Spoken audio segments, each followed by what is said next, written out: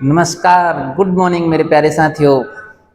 आज आपके लिए बहुत ही खुशी का विषय है कि रेलवे की एक और नई वैकेंसी आपको देखने को मिल रही है। आइए आज हम इस वैकेंसी के बारे में चर्चा करने वाले हैं। और इस वैकेंसी का जैसा कि आपने देख लिया होगा, जूनियर इंजीनियर जेई की वैकेंसी आपकी आ गई है। तो देखिए, रेलवे अपने क्रम से वैकेंसी निकाल रहा है। जैसे कि आपने देखा होगा, सबसे पहले लोको पायलट की वैकेंसी आई आपकी, उसके फॉर्म डले। उसके बाद आपने देखा टेक्नीशियन की वैकेंसी आई। फिर उसके बाद आपके आरपीएफ की वैकेंसी आई। जैसा कि आपसे कहा गया था कि जुलाई में आपको रेलवे की नई वैकेंसी का नोटिफिकेशन देखने को मिलेगा, तो आप देखिए जुलाई खत्म नहीं हो पाई, इससे पहले रेलवे का नोटिफिकेशन जारी हो गया है और आपके जो है 7,900 से ज्यादा पदों पर भर्ती करने वाला है रेलवे। आइए समझते हैं क्या इसका प्रोसीजर है और कैसे इसका एग्जाम कंडक्ट कराया जाएगा और कौन कौन है जो इस वैकेंसी में फॉर्म डाल सकते हैं। चलिए आइए अब हम इसके बारे में चर्चा करते हैं। ये कौन सी वैकेंसी है और क्या इसमें दिया गया है आपका।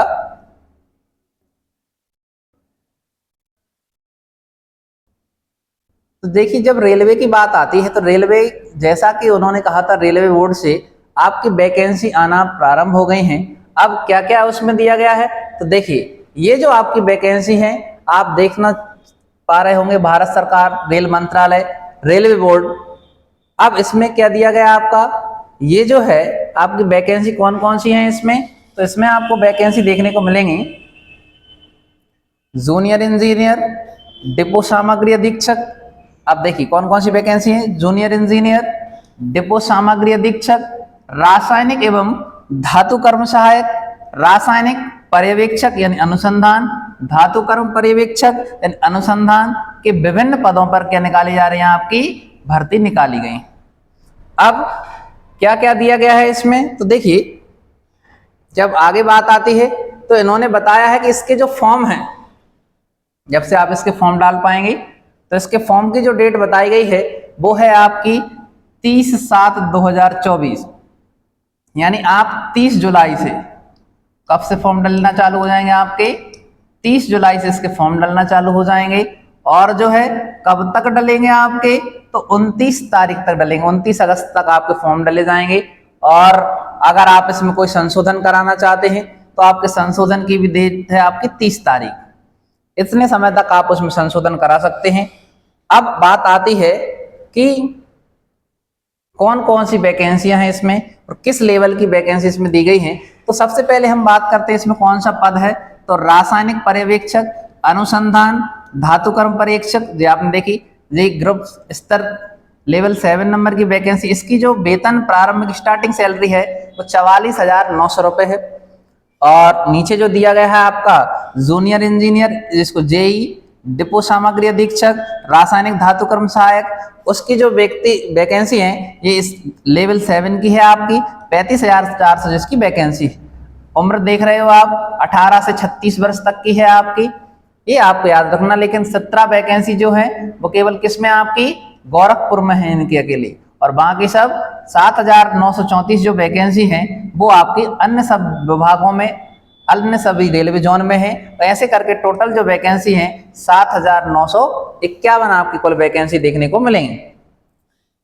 अब क्या हुआ है इसमें, अब बात आती है कि क्या सर योग्यता है, कितने स्टेज में इसका पेपर होगा। तो देखिए इसका भी हम आगे क्लियर कर देते हैं। इन्होंने बताया है कि जो आपका एग्जाम कंडक्ट कराया जाएगा उसके लिए क्या क्या होगा। तो इन्होंने बताया कि आपका जो परीक्षा के चरण होंगे, कंप्यूटर आधारित टेस्ट होगा यानी सीबीटी। सीबीटी के कितने चरण होंगे, 2, जिसको हम बार नाम देंगे सीबीटी 1 और क्या होगा आपका सीबीटी 2। फिर उसके बाद क्या होगा आपका डॉक्यूमेंट वेरिफिकेशन यानी दस्तावेज सत्यापन होगा। फिर मेडिकल होगा आपका, ये आपका क्रम बताया उन्होंने, यानी आपकी सबसे पहले सीबीटी 1, फिर सीबीटी 2, फिर उसके बाद होगा आपका वेरिफिकेशन, फिर मेडिकल होगा, फिर बाद में आपको ज्वाइनिंग दे दी जाएगी। अब इसमें एक और दिया हुआ है कि आपका नेगेटिव मार्किंग, जैसा कि आपको पता है रेलवे हर एग्जाम में अपनी नेगेटिव मार्किंग रखता है, तो इसमें भी अपनी नेगेटिव मार्किंग यानी ऋणात्मक अंकन सीबीटी में दिया गया है। प्रत्येक एक क्वेश्चन के गलत के लिए आपको 1/3 यानी जिसको हम बोलते हैं 0.33% की इसमें नेगेटिव मार्किंग आपकी होती है। अब आगे ध्यान देने वाली बात है कि और इन्होंने क्या बताया है जो हमारे लिए जरूरी है। अब हमारा मन में विचार आता है कि सर इसका सिलेबस क्या होगा, इसमें क्या क्या आएगा आपका। तो ये भी हमारा विचार रहता है कि सर हमें ये भी बता दीजिए कि इसमें क्या क्या आने वाला है, ठीक है ना। तो अब हम जब इनकी बात करते हैं, देखिए इसमें जो आपकी योग्यताएं बताई गई हैं, योग्यता जिनके पास 3 साल का डिप्लोमा है, कितने साल का डिप्लोमा है, 3 साल का किसी भी इंजीनियरिंग डिप्लोमा है, जैसे आपका मैकेनिकल इंजीनियर हो गया, जूनियर इंजीनियर हो गया, आपका सिविल इंजीनियर है, इन सब लोग ही इसमें फॉर्म डाल सकते हैं। बीई वाले फॉर्म डाल सकते हैं, और कोई इसमें आईटीआई, बस इतना याद रखना आईटीआई वाले इसमें फॉर्म नहीं डाल सकते हैं। लेकिन जिनके पास पॉलिटेक्निक है वो लोग इसमें फॉर्म आपके डाल सकते हैं। और आपने देखा होगा जो सीबीटी में उपस्थित होने के लिए कितने रुपए लगेंगे आपके, तो आपके 500 रुपए फीस है, ठीक है। और कुछ जो आते हैं आपके SC ST में आते हैं, उनकी जो फीस है कितनी आपकी 250 रुपए फॉर्म फीस रखी गई है। अब आगे बात आती है कि इसका सिलेबस क्या होगा, क्या इसमें हमें पढ़ना होगा। तो देखिए इन्होंने आगे सिलेबस के बारे में भी दिया हुआ है कि आपको पढ़ना क्या है।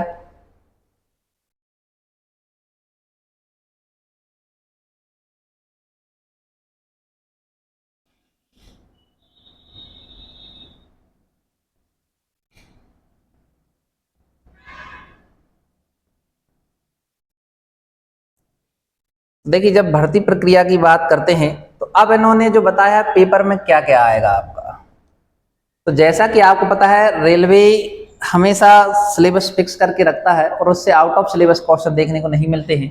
अब इन्होंने बताया है कि जो आपका CBT 1 होगा, क्या होगा आपका CBT जो 1 होगा, उसका जो सिलेबस दिया गया है उसमें उन्होंने बताया कि आपके पास नंबर ऑफ क्वेश्चन कितने होंगे 100, यानी 100 क्वेश्चन होंगे, जिसके लिए टाइम रखा गया कितना आपका 90 मिनट।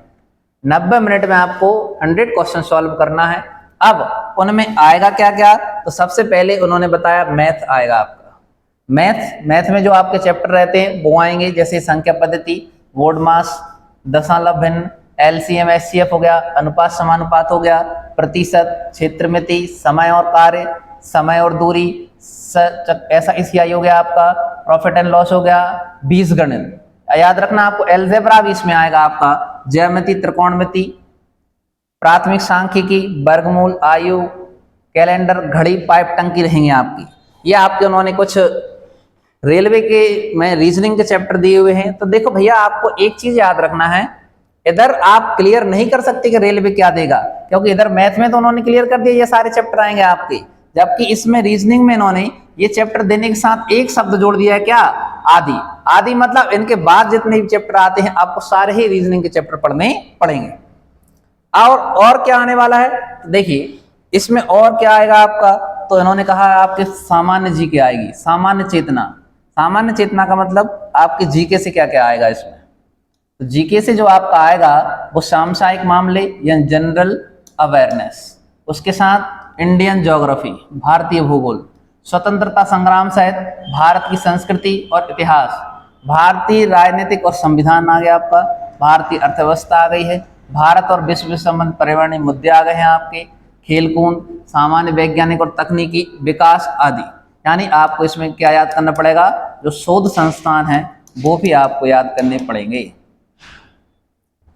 फिर इन्होंने बताया सामान्य विज्ञान आएगी, जो जनरल साइंस है आपकी, भौतिकी, रासायनिक और जीव विज्ञान। अब जैसा कि आपको पता है, जैसे आपके लोको पायलट हुआ, टेक्नीशियन हुआ, जो साइंस जो बच्चे उनमें पढ़ रहे हैं उनके लिए यही आपकी साइंसेस में आने वाली। थोड़ी सी बस इतना सा है, आपको न्यूमेरिकल पर ध्यान देना पड़ेगा। अब कितने नंबर का क्या आने वाला है, तो जो आपका मैथ है वो 30 नंबर का आने वाला है, रीजनिंग है वो 25 नंबर की आने वाली है, जीके जो है वो 15 नंबर की आने वाली है, और इधर विज्ञान की बात करें तो वो 30 नंबर की आने वाली है। तो ऐसे करके जो है आपके टोटल 100 क्वेश्चन हो जाएंगे, और आपके पास जो टाइम की बॉन्डिंग है वो है आपके पास 90 मिनट। तो भैया ऐसे करके आपको पढ़ना है, ठीक है ना। ये CBT 1 का हो गया। यहीं आगे हम बात करते हैं किसके लिए, तो आपको CBT 2 का दिया हुआ है उन्होंने कि CBT 2 में क्या आएगा आपका। तो इसमें थोड़ा सा चेंजेस उन्होंने कर दिया है कि आपके पास जो नंबर ऑफ क्वेश्चन होंगे वो 150 होंगे। कितने क्वेश्चन होंगे आपके पास, 150 क्वेश्चन होंगे, और समय होगा आपके पास 120 मिनट। कितना होगा 120 मिनट आपके पास समय है, 150 क्वेश्चन है। आना क्या क्या है, आना वही है आपका सामान्य ज्ञान हो गया, आपका साइंस हो गया, आपकी भौतिकी और रसायन। याद रखना जो मेंस में जो CBT 2 होगा उसमें उन्होंने बायोलॉजी की बात नहीं की है, फिजिक्स और केमिस्ट्री की बात की है। यही कंप्यूटर बढ़ गया इसमें, आपका क्या आएगा, आपका कंप्यूटर का उन्होंने बढ़ा दिया है। पर्यावरण और प्रदूषण आपको पता ही है, उसमें भी दिया हुआ था उन्होंने, और तकनीकी क्षमताएं। अब इसमें वो आएगा जो आपने अपने कॉलेज में पढ़ा हुआ है, थोड़ा सा अपना टेक्निकल भी आएगा इसमें आपका।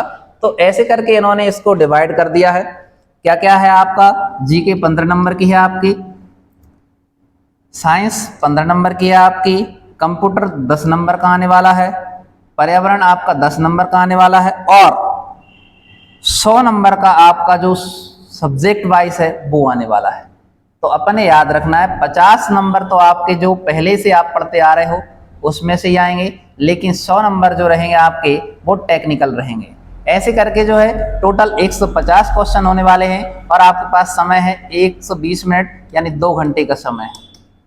कितना समय है आपके पास, 2 घंटे का समय इन्होंने रखा हुआ है। अब देखिए इनमें हम बात करते तो बहुत सारी फील्ड हैं जहां पर ये वैकेंसी आपको देखने को मिलेंगी, लेकिन अब बात आती है कि कौन भर सकता है। तो जैसे कि आपको बताया गया है इसमें फॉर्म कौन कौन भर पाएंगे, तो आपको याद रखना जिनके पास पॉलिटेक्निक है, पॉलिटेक्निक है, या फिर मान लीजिए बीई है, बीई करे बैठे हैं जो बच्चे है ना, जिनके पास 3 साल का डिप्लोमा है, 3 साल का क्या है डिप्लोमा। जिन बच्चों के पास 3 साल का डिप्लोमा है वही बच्चे इसका फॉर्म डाल सकते हैं। अब देखिए मेरे प्यारे साथियों, जो बच्चे हमारे पहले से तैयारी कर रहे हैं उनके लिए कोई ज़्यादा घबराने वाली बात नहीं, उनके लिए तो खुशी का विषय है। जिन्होंने आपकी टेक्निकल पॉलिटेक्निक या बीई की हुई है उन्हें कोई दिक्कत नहीं होने वाली है। बस मेरा अभी से आपको एक बात याद रखनी है, आपको देखिए कौन कौन से सब्जेक्ट हैं जो पढ़ते रहना है। जैसे हो गया मैथ्स, रीजनिंग से आपके आगे आगामी जो वैकेंसी उनके लिए भी आपको फायदेमंद रहेंगे। जैसे हो गया जीके, और इधर हो जाएगा आपका जनरल साइंस। ये आप अगर पढ़ते रहते हैं तो आपका कोई भी सिलेक्शन होने से नहीं रोक सकता है, क्योंकि ये कॉमन चीजें हैं। आपको मैथ अभी से पढ़ना पड़ेगा, बहुत स्ट्रांग बनाना पड़ेगा। सेकंड है रीजनिंग, फिर जीके, फिर जीएस। आप अगर अभी से तैयारी करते हैं तो आपका किसी न किसी एग्जाम में आपका सिलेक्शन हो जाएगा। इसलिए मेरा वादा है आप हमारे चैनल के साथ बने रहें, जिसका नाम है कार्तिकेय इंस्टीट्यूट। इस पर समय समय पर आपको नई नई अपडेट मिलती रहेंगी आपकी, और जो है इस पे आपको प्रैक्टिस सेट भी चालू होने वाले हैं। तो आशा है कि आप सब लोगों को यहाँ तक जो वैकेंसी का फॉर्मेट है वो समझ में आया होगा। मिलते हैं नई वैकेंसी के साथ, नए अपडेट के साथ। धन्यवाद।